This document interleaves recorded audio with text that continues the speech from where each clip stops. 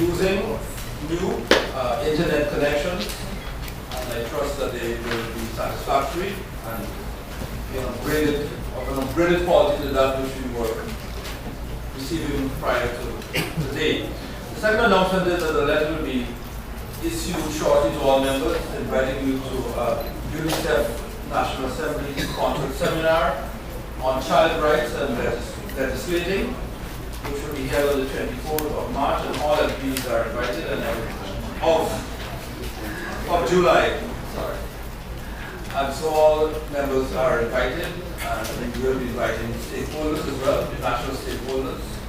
So we will urge you all to participate, but as I said, the invitation will be shared very shortly. Thank you.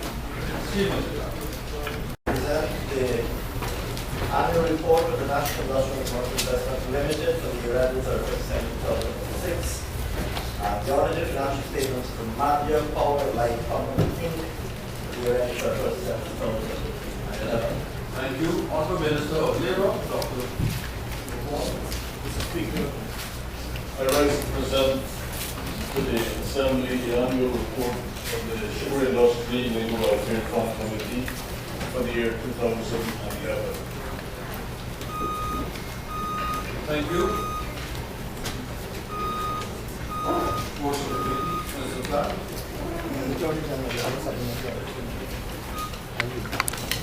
Moving forward.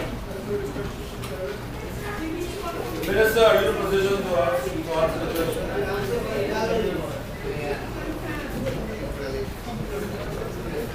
Mr. Speaker, I'd like to thank the Honourable Member for any interest she has in this matter. It is true that not simply the areas which she mentioned in the southeast of Georgetown are prone to flooding when you have heavy, short and sometimes heavy duration rainfall, but that much of South Georgetown, south of Brick Dam. In fact, the ministry did do an assessment 2 years ago with respect to why the area was flooding and why there was a prolonged period before the water came off of South Georgetown. Our assessment indicated that not only were the canals and trenches clogged with vegetation, but also that the tertiary drainage was not operating because many persons in these residential areas had built bridges, entranceways of varying heights over the drains and were in fact impeding the drainage. Not to mention the squatting along the main canals and trenches in South Georgetown. The question which relates to fixing this matter really should be placed at the door of City Hall. We do not have any immediate plan nor resources. We have attempted, and we have gone around from time to time, and we have attempted to clear impromptu sometimes some of these trenches and canals. But this activity is under the remit of the mayor and city councillors of the city of Georgetown, and the honorable member, who is the member of a committee and is fully well aware where this task resides. The honorable member is fully well aware that the mayor and city councillors have this task to undertake. I admit that we have been doing much work in the city, which otherwise is the responsibility of the city council. In fact, it has taken over much of the time we should have and resources to which we should be expending in other areas and other communities. But this is first and foremost a task for the Main City Council. Thank you, Honorable Minister. So, Minister, follow up, please. Honorable Speaker, the Honorable Minister say what, having regard to the fact that this is something that is happening now, that residents are affected by the flooding now, and whether his ministry would not be prepared to allocate some of the ministry's resources to deal with this situation as it exists now.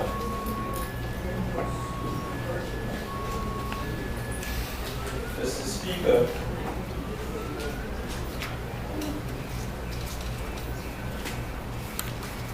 the ministry cannot here and now address this matter.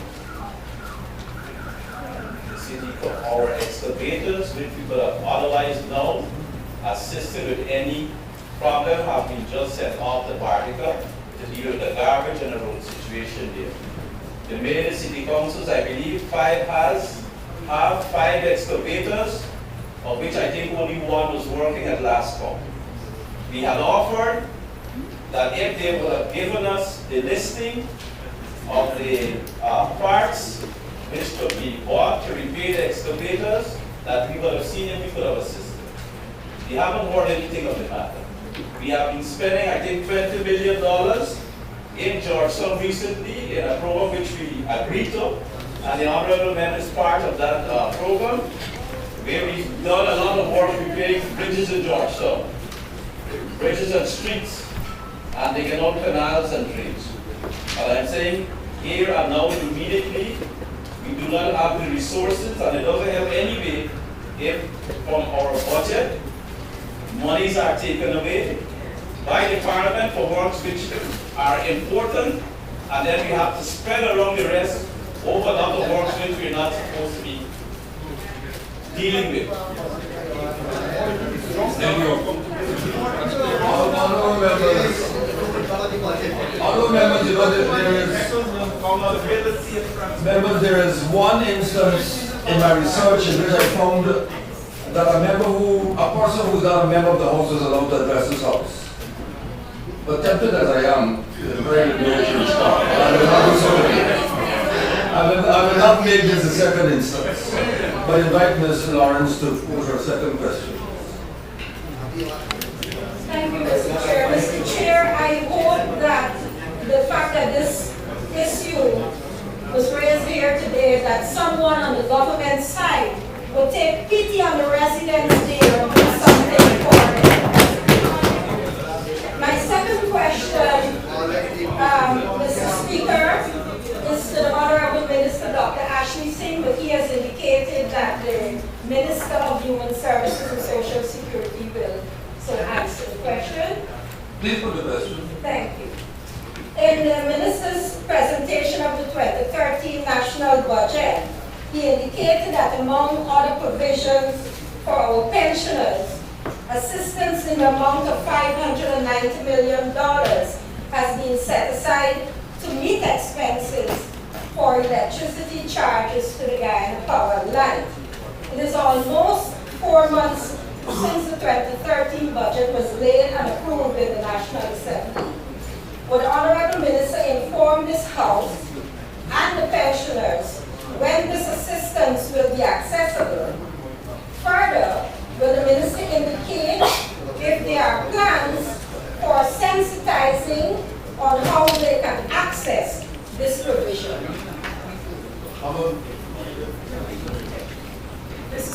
Mr. Speaker, first of all, let me say, in response to Ms. Lawrence's question, that yes, it has been 4 months since the budget has been passed and a commitment was given.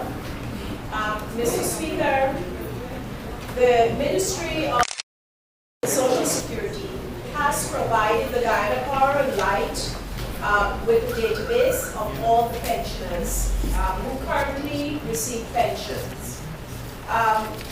To date, Mr. Speaker, the Guyana Power and Light has been matching the information provided by our ministry with their database.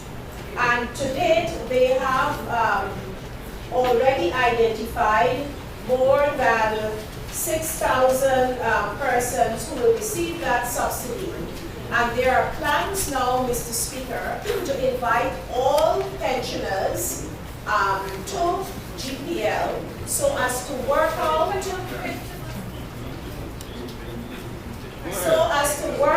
Mr. Speaker, because what we have found is that some of the pensioners, they have changed their addresses, and the addresses we have do not match GPL's database in regions 2, 3, 4, 5, 6, and 7. And we intend to have this done before, and completed before August 12th, Mr. Speaker.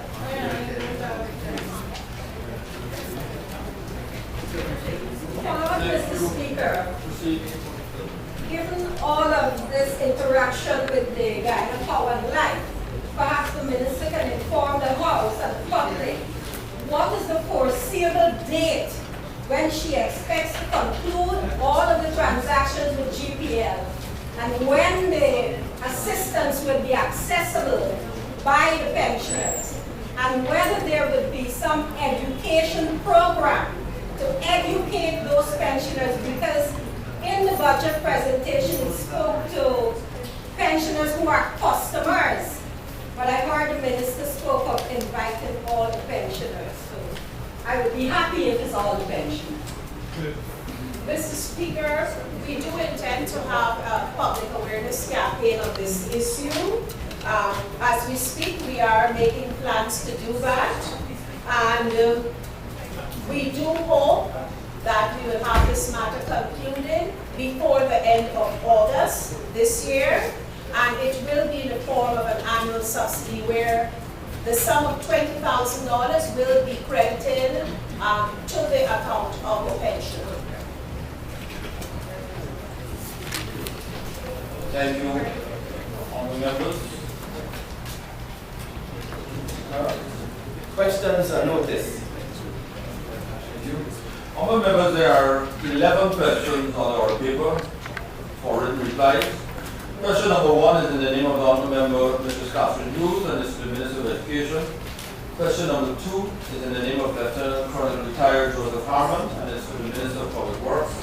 Questions number 3, 4, 5, 6, and 7 are in the name of the Brigadier retired David Granger, Leader of the Opposition. I believe these questions were for the Honourable Minister of Home Affairs. Question number 3 is for the Minister of Education. Question number 4 for the Minister of Public Works. Question number 5 for the Minister of Health. Question number 6 is for the Attorney General and Minister, Honourable Attorney General and Minister of Legal Affairs. Question number 7 is for the Minister of Labour. And questions numbers 8, 9, 10, and 11 are in the name of the Honourable Member, Mr. Christopher Jones, and are for the Minister of Culture, Youth and Sport. Answers to questions numbers 1 and 3 have not been received. That would be questions for Minister of Education and question. Yes. I was about to say that the Minister also indicated that due to pressing matters, she was unable to comply, but will do so before we go into recess. Proceed, please. These answers have been circulated as per our standing orders. Statements by ministers, including policy statements, personal explanations, requests for leave to move the adjournment of the National Assembly on definite matters of urgent public importance, motions relating to the business or sittings of the National Assembly and moved by ministers, introduction of bills, public business, private members' business. Honourable members, and I will quote it for emphasis. Any one or more of these standing orders may, after notice or with the leave of the Speaker, be suspended on a motion made by a member at any sitting. Mr. Williams, having given the requisite notice, it takes it out of the hands of the Speaker, and therefore I would have to put the motion to the House for its approval or disapproval. I see the Government Chief on her feet. I recognize her. Mr. Speaker, before you put the motion to the House, on behalf of the government, we wish to oppose the request for the suspension of the standing orders on the following grounds. Standing Order 24-3 is a government business shall consist of motions proposed to be made and bills sponsored by the Minister of Parliamentary Secretaries, and shall be set down in such order as the government think fit. The suspension order cannot and has not, by not referring to 24, it is attempting to take away the right of the government to have matters on the agenda under a government business in the order in which it must come. Mr. Speaker, today's order paper is the opposition day. They have one item on the agenda, Mr. Honourable Member in the opposition, Mr. Granger's motion. We have on the government agenda for today, Amila issues, hydroelectric bill, the debt ceiling motion, the land surveyors bill, and 4 local government bills. Mr. Speaker, this is unacceptable that the member would come and bring a suspension order to distort, disrupt, and violate the government's right to bring its business in its order. Mr. Speaker, this is a very, very serious issue. It's very serious because it's unheard of in any parliament that the government business, without its acquiescence, is being eroded in this manner.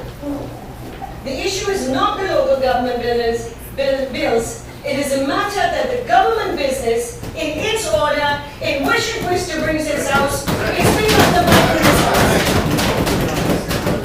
Mr. Speaker, this is such a dangerous move Mr. that I'm Chair, calling I on you, believe Mr. there is a Speaker, point to of rule order. on this matter. Thank you. I will give my ruling. My ruling is that Standing Order 112 speaks for itself. It says that any standing order may be suspended, any or all. And in as much as it may be unpalatable, distasteful, unprecedented, it does say that any one or more of these standing orders may, after notice or the belief of the Speaker, be suspended on a motion made by a member at any sitting. Mr. Williams has moved such a motion for the suspension of the standing order that speaks to the ordering and the sequential numbering of or priority listing of government bills. Yes, I accept that government will not be happy, but the standing orders do provide for a suspension of any of the standing orders. And so I rule that the request or the motion in the name of Mr. Williams shall stand. And I wish to put the question. Those in favor of the motion for the suspension of the standing orders, say aye. Aye. Those against? No.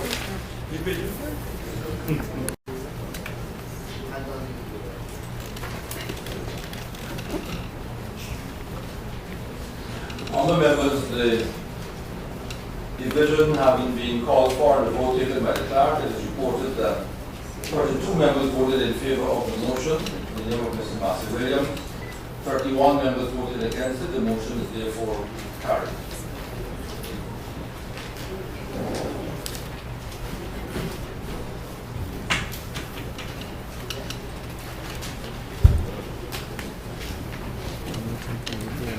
Honourable members, the standing orders having been suspended insofar as the sequence in which the 4 bills pertaining to the local government are concerned, the motion is carried. We do have, however, a motion in the name of retired Brigadier David Granger on the private member's business. I call on the Brigadier to proceed with his motion. Mr. Speaker, I move that the consideration of my motion be deferred to allow the debate on the local government. Honourable members,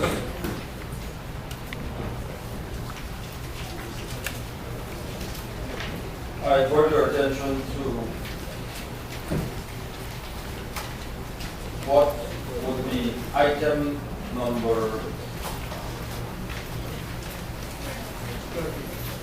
13.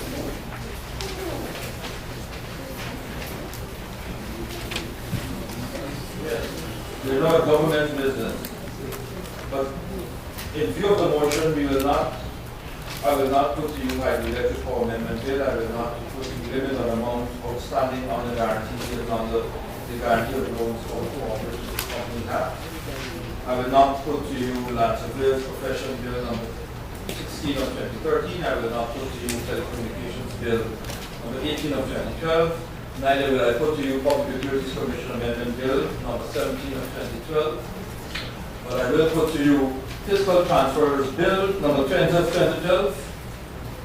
Mr. Speaker, if you allow me, can I ask a clarification? When you say you won't put those issues, then you're meaning at the moment? As they are on our order paper, at the moment. At the moment? As they appear So on you're the order not paper. moving them they- on the order paper? Yeah. Right. Yeah. No, they're not deleted from the order paper. They have just, like Mr. Bridges' motion, they have just been reordered in terms of the sequence on the order paper for today's business. Honourable members, when this bill, this suite of bills, if I can refer to them as that, came up for debate, a motion was moved that they be referred to Special Select Committee. This afternoon, the House approved the report of that Select Committee saying that the committee had considered the bills clause by clause and returned them to the House. The bills therefore return, if I can use a phrase, I couldn't use that. They return into the hands of the Honourable Minister of Local Government because they are government bills. Honourable Minister of Local Government, there is no asterisk on this bill, and therefore the expectation is that the bill will proceed to debate. I call on you, sir.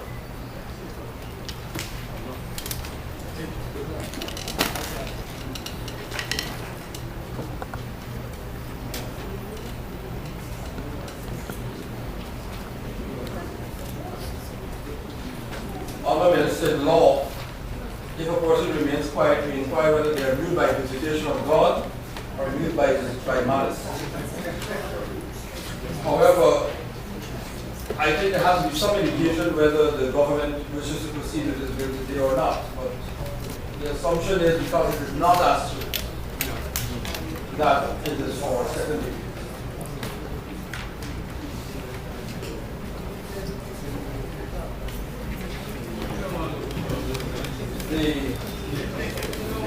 The bill remains in your custody and control.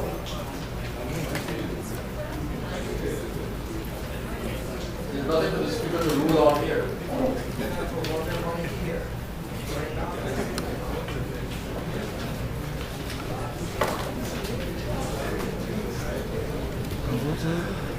I guess while you wait and constitute, I can remind you of words earlier that I believe next week is in the UN General Security Council. When the US ambassador inquired of the Russian ambassador whether missiles were deployed in Cuba, and there was a similar silence, stony silence. He said, they are prepared to wait until hell freezes. So I suppose you can sit here and tell you what he says. Inside.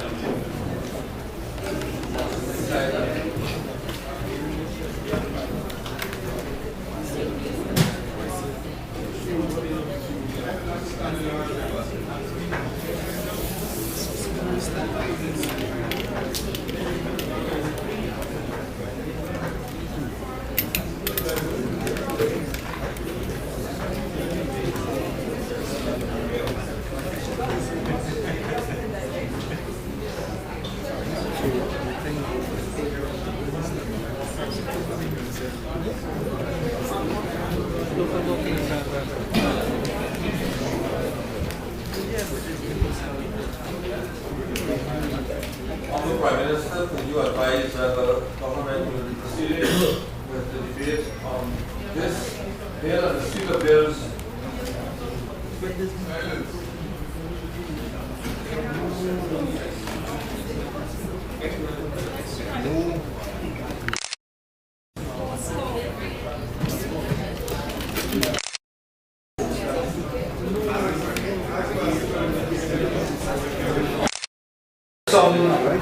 Approximately 1 minute ago, there's no ruling for the Speaker to make here. The Speaker cannot compel the subject minister to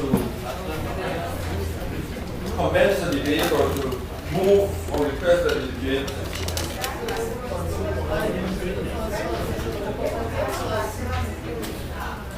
to proceed with the debate. I have invited both the subject minister and the Prime Minister of Guyana to indicate to the chair government's intention. I have received silence as a response. It is very difficult for me to interpret that formally. What I will do is take a recess for 10 minutes and I invite the whips and I invite any other senior member of the parties to adjourn to my chambers please, for us to consider how we proceed. We will stand in recess for 10 minutes.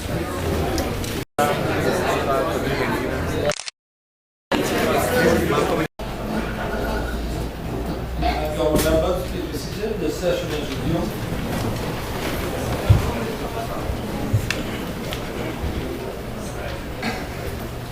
Honorable members, at the moment that we took the recess, we were faced with another unprecedented form of action in the 10th Parliament. I did confer with leaders of government and the opposition and with the Clark, of course. And reference was made to the Erskine May, which is considered the holy grail, if I can put it that way, of parliamentary practice and procedure. And so, having considered all those and listened to the views of everyone, I am as convinced as I was just prior to taking recess. As Speaker, I can make no ruling or neither can I compel the subject minister to move the second reading of the bill today. I, however, invite the clerk to call the bill by its name, and if the minister remains silent, we will proceed.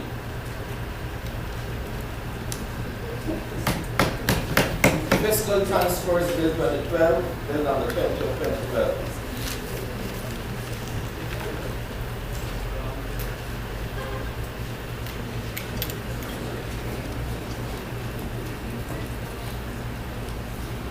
Honourable Member, in view of the fact that the minister, in whose custody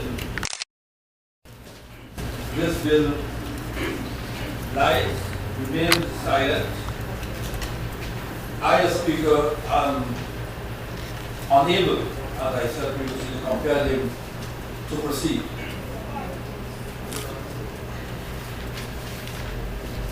Therefore, we will have to. The clerk advises that it becomes what is euphemistically referred to as a drop order. That is, that if no date is given or no motion moved for a bill to be debated, it comes off of the order paper until an indication is so given. This is the wording as revealed in Erskine May. The relevant page of that of the Erskine May will be circulated to all members because we are learning this afternoon. So we're going to make a copy of the learning in Erskine May and have it circulated for the benefit of all members and the press as well. 2 extra copies to the press. Please read the second bill. Municipal and District Council's Amendment Bill 2012, Bill number 19 of 2012. Honorable Minister of Local Government.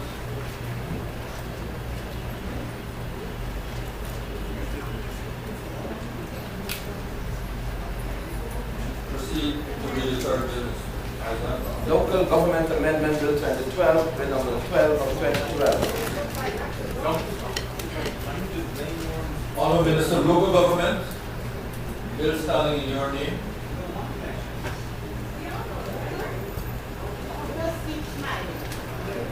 Let's proceed to read the fourth bill. Local Government Commission Bill 2012, Bill number 13 of 2012. Honorable Minister of Local Government and Regional Development.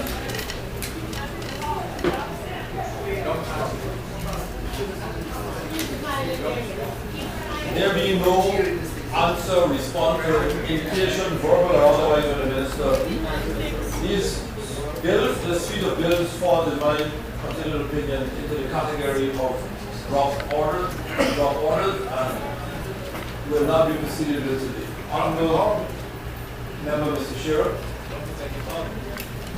Mr. Speaker, the government will be debating the 4 local government bills tomorrow, July the 19th, at the City.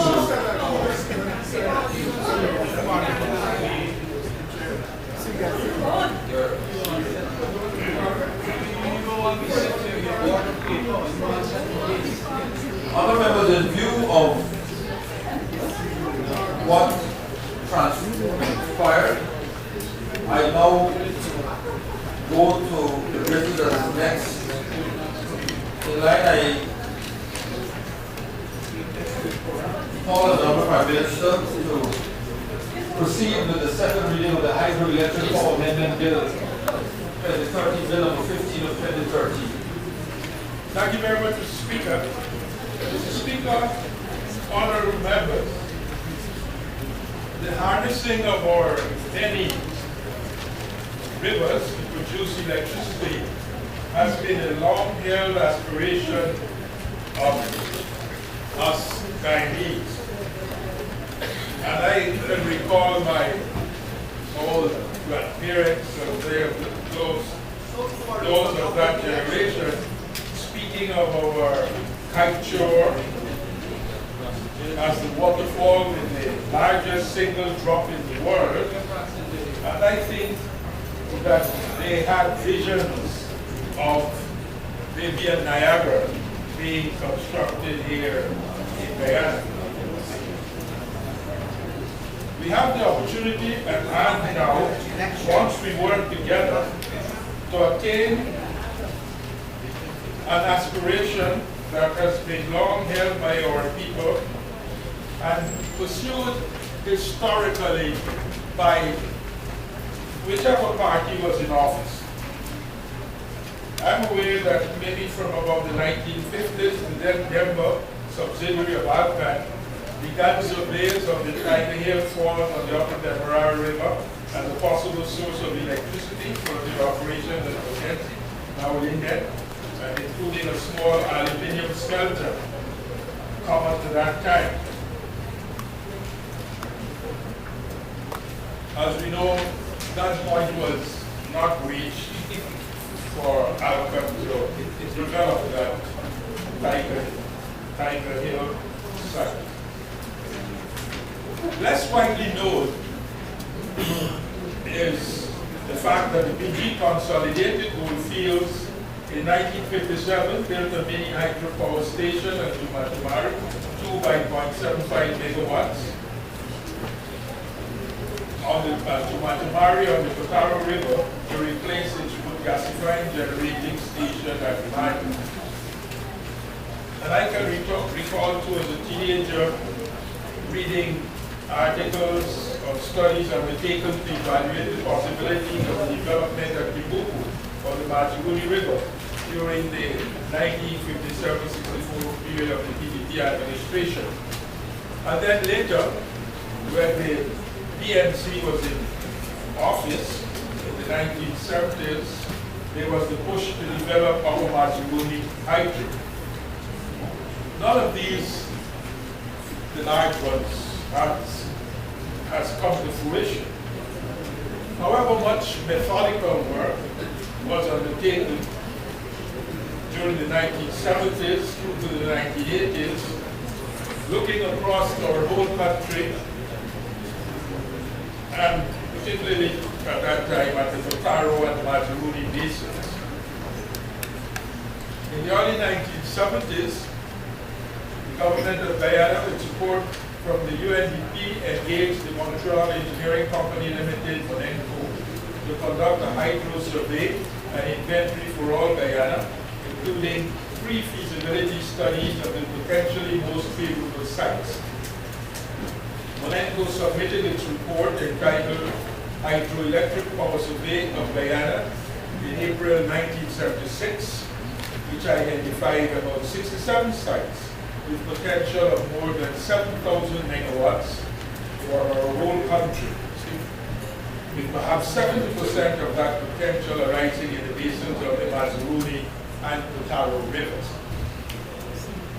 15 sites, including Amaila, were identified as most promising. Subsequently, SWECO prepared and presented in 1982 a review of all feasible technical possibilities and further studies of the most promising sites to meet the requirements of various development scenarios for Guyana. And again, Amaila Falls was one of the sites making it into this short list from 15 down to 6. And it was recommended that there be further studies of these 6 sites. No one could deny, even if they wanted to, that the identification of Amaila as an attractive site for development of Guyana goes back to the days when the PNC was in administration, was in office. We remember too the Upper Mazaruni hydroelectric project and all the efforts that were made during the 70s to realize this development. That development would have been a pretty large one, up to about 3,000 megawatts in 4 stages of 750 megawatts each. Mr. Speaker, honorable members, that quick historical review should establish that all of us Guyanese, from even colonial times and through all the years of our independence, have been seeking the development of a significant hydropower site in Guyana. So far, without success. I have no doubt together in wanting to see successful, profitable hydropower development in our country. And we have the chance today to work together to make Amaila Falls a site that was identified and studied to some degree in the administration, the PNC administration. We can together make Amaila Falls our first significant hydropower site. Mr. Speaker, honorable members, our existing law concerning hydropower development is our Hydroelectric Power Act of December 1956. This is an act that is today nearly 60 years old, and it was passed in the arrangements and in the thinking and practices of that time, 60 years ago, within and without Guyana. There's much that needs updating in this legislation.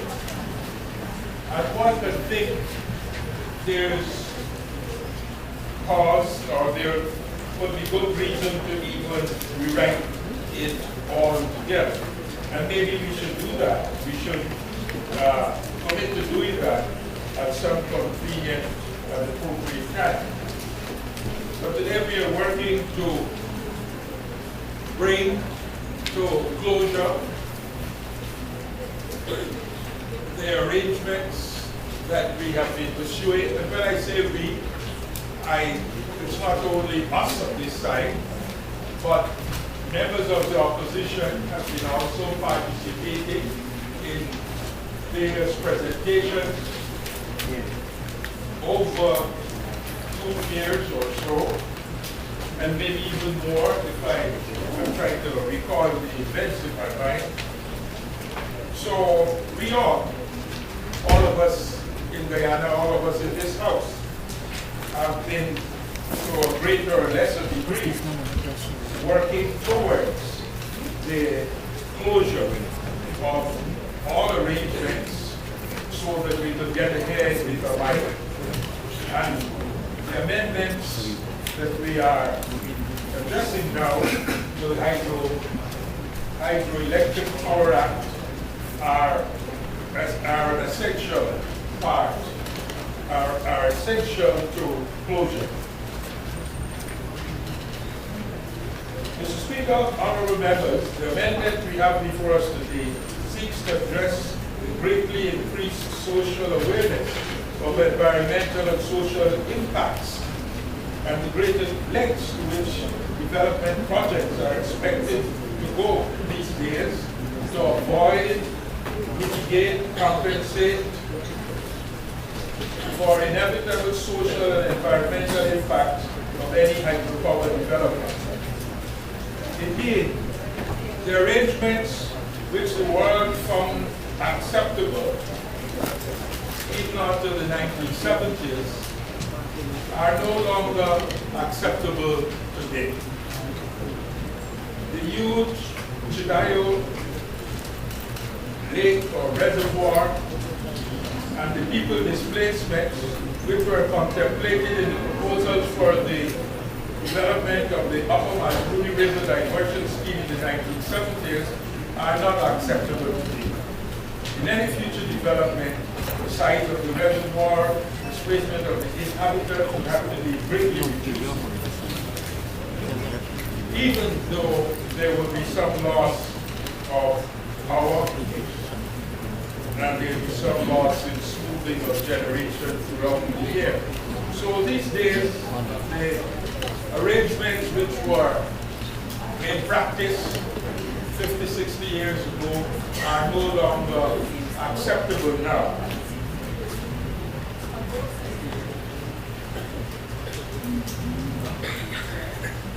From about the 1970s, specific environmental protection laws began becoming common, defining what arrangements would be acceptable. In 1995, the International Energy Agency commenced a 5-year research program on hydropower. That was entitled the Implementing Agreement for Hydropower Technologies and Programs. And it was aimed at a number of things, arriving at a set of international recommendations for environmental impact assessment of hydropower projects and criteria for the application of mitigation measures, improving the understanding of hydropower's environmental advantages and suggesting ways to ameliorate its environmental drawbacks, forwarding national experiences regarding environmental effects of hydropower development at the project level and the legislation and decision-making process at the national level, and providing an environmental comparison between hydropower and other sources for electricity production. And there have been other studies at the international level.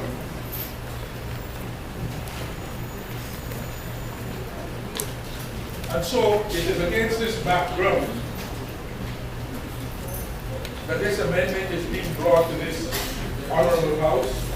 This amendment seeks to address the environmental considerations which in these times must be factored into hydroelectric power development projects, whether undertaken in Guyana or elsewhere, but Specifically, at this time, we're talking about the Amaila hydropower development.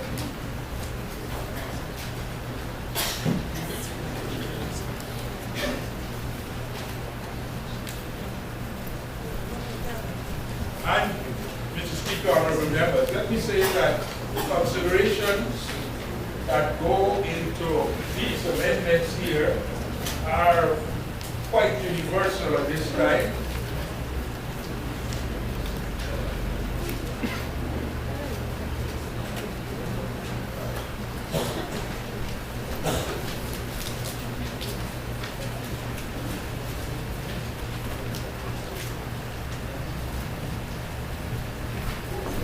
It is these days international standard practice for projects of a certain magnitude and impact to be designed with a biodiversity offset. The Amaila Falls project meets the thresholds which require in international thinking these days a biodiversity offset. Pursuant to our commitments under the LCTS and our obligations to the Inter-American Development Pact to develop a flagship hydropower project consistent with the current safeguards, we are proposing, we have brought to this House this amendment to create an Amaila Falls biodiversity offset area to compensate for the project impacts. Specifically, the biodiversity offset is designed to mitigate the long-term impacts of developing Amaila on the habitats affected, with an emphasis of ensuring no net loss in the ecosystem services provided. What is a biodiversity offset?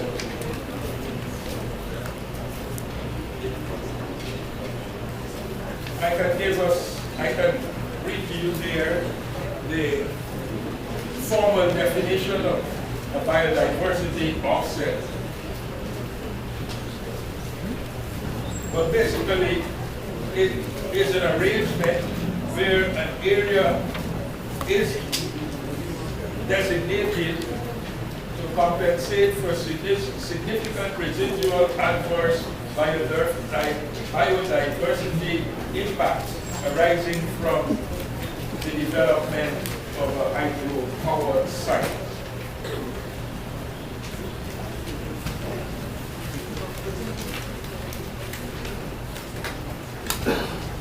When our law was written in 1956, these concerns, I don't think I should say, or we can say that these concerns did not exist, but they were not addressed formally. But these days, we have to address them formally. And so, we are amending the Hydroelectric Power Act so that we could address these issues in a formal way.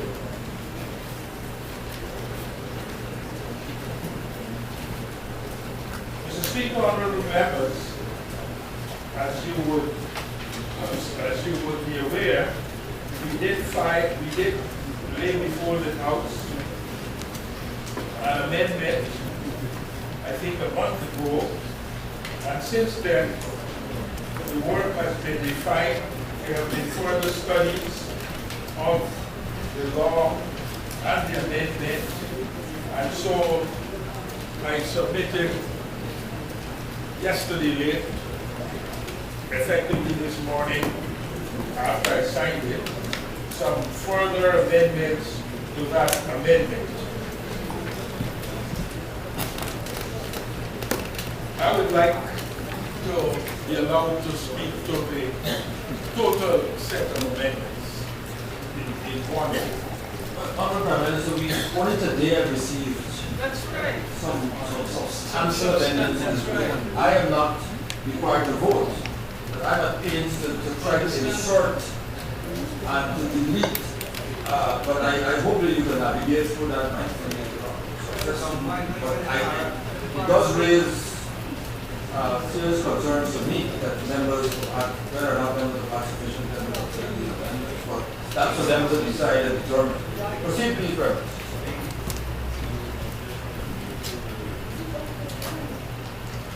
Thank you very much, sir.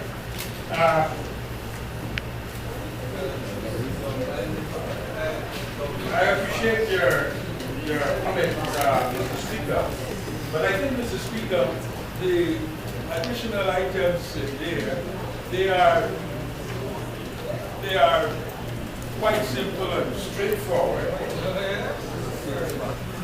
And I hope that members having before us this aspiration of our parents and grandparents and even earlier peoples, that we would, that I would be indulged enough so that we could pass this amendment this afternoon.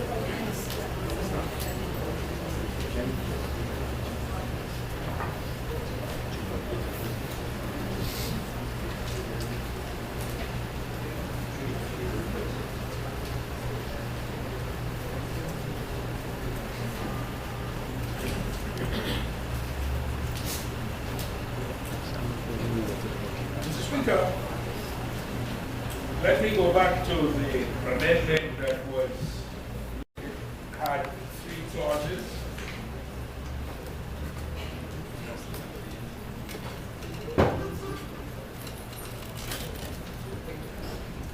Clause 1 is the usual short title.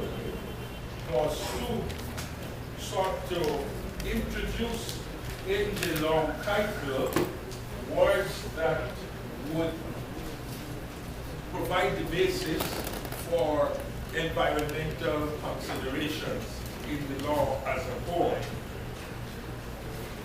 And we had it there, a rather short amendment, but further consideration,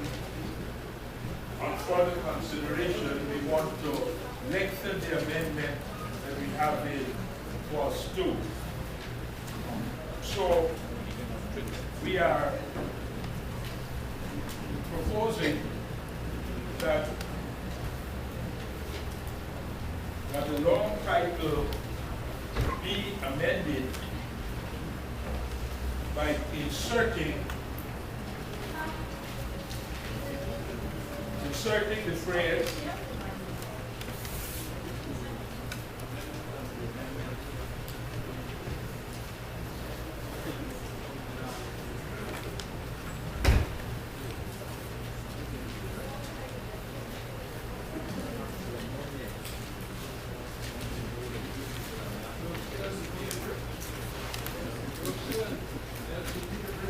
Mr. Speaker, sir, may I ask, could I not speak to the whole amendments at this time? And when we get to part 3, when we get to the third reading, I know that the amendments are more than the bill itself. Exactly. So I am anxious to hear from you on them because that's right. okay. Go ahead. I'll speak to the whole amendment, and then when we get to the third reading, I will introduce them specifically at the particular time.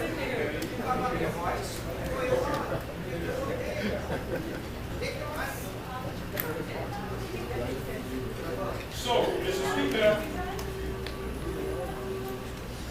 we are amending the long title so as to introduce considerations of the management, conservation, and preservation of the environment surrounding hydroelectricity generating facilities or areas intended as compensation for residual impacts from hydroelectricity generating facilities. We're introducing this into the long title so that there is a basis in the clauses of the Act to deal with these matters. As the Act was written in 19 in the 1950s,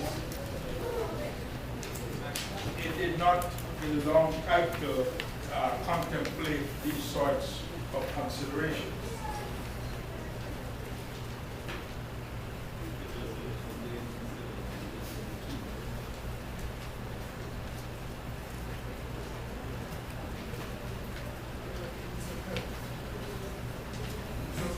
Prime Minister, if I may, the long time itself has two amendments. Yes, The first is clause 2 here. Seven as you that was submitted today. yes, sir. Thank you. Go ahead.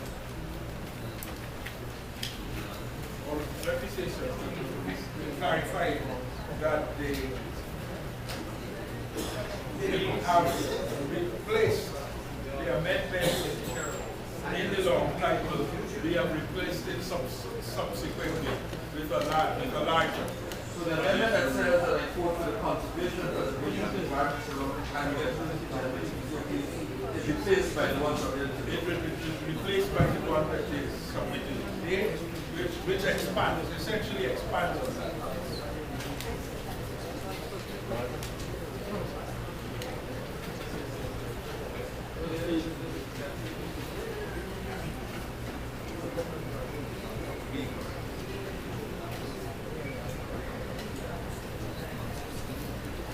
So, Mr. Speaker, I think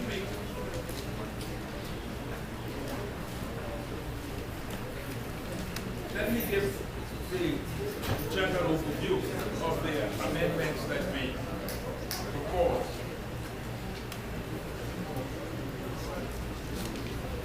There is the amendment to the long title.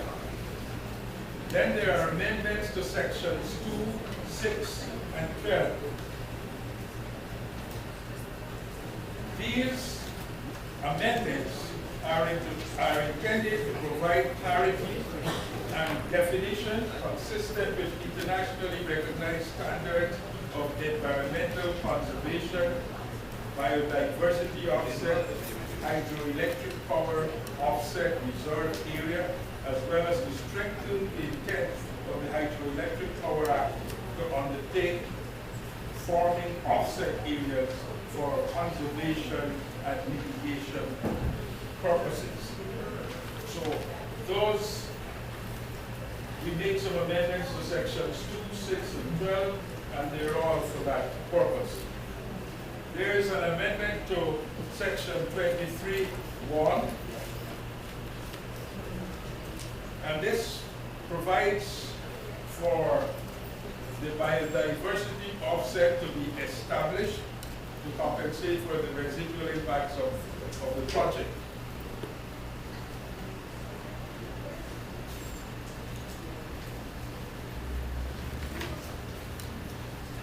There's an amendment to section 26(2). And this one is to increase the penalty for breach of regulations under this act. In 1956, when the act was enacted, the fine of $19,000 was considered adequate as a deterrent. That sum today is not of great significance, and so we are increasing the penalty, I think, to a figure of not less than $10 million. Or not more than $10 million.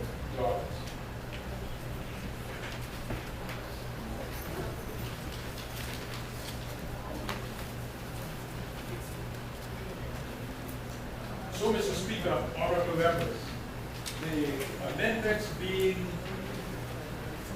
presented here today are amendments primarily to introduce into the Hydroelectric Power Act of 1956 environmental consideration, to create the basis for establishing the authority to oversee the biodiversity offset area.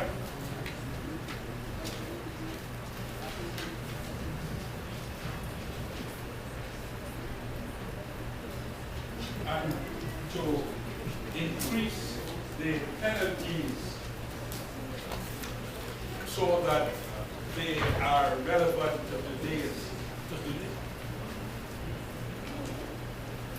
Mr. Speaker,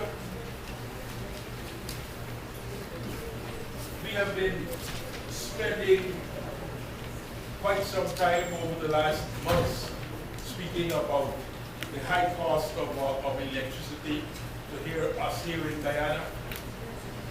All the people of Guyana have been calling for lower electricity tariffs.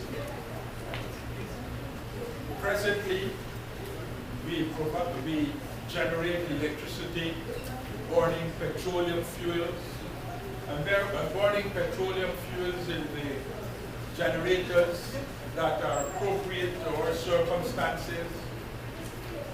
If we use diesel, there's a generation cost of 30 to 35 cents depending on the particular units that are used. The GPL has been converting to HFO, heavy fuel oil, which is somewhat cheaper than diesel. And even there, the cost is in the order of 24 cents a kilowatt hour, or an average blended cost of producing electricity in GPL is in the mid-20s US cents per kilowatt hour. Just let me say, this is about true for all of the CARICOM countries who are in the same position as we are. This is our situation, except for Trinidad and Tobago, which has fuel, which has the natural resources, oil and gas, and which even the young having the natural resources provides in-country prices that are lower than international prevailing prices.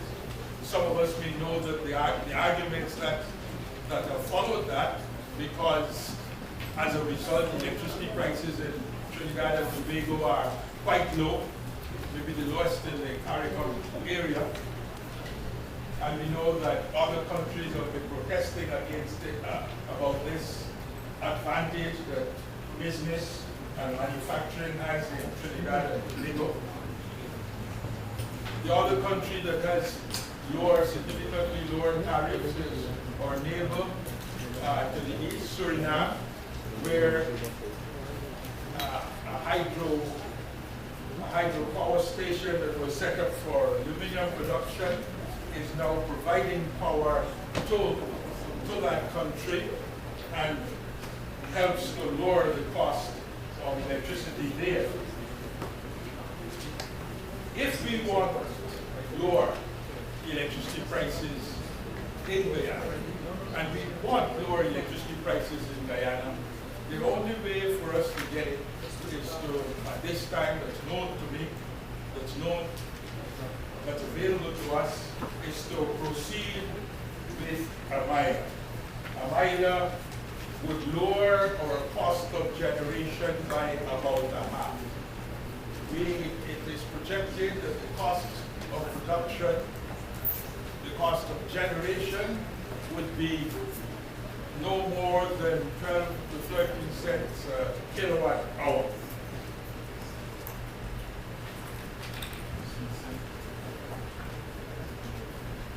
So, I think we should all support this proposal and another proposal which is on the board of paper for today, so that we could conclude the preparations for AMILA and we can early start the construction and have electricity at half the rate that we have to pay for it now, which will give a boost, which will not only lower our costs at our homes, but will also create a much better basis for the development of manufacturing and our economy here in Guyana. And I move the proposal that this bill be made a second.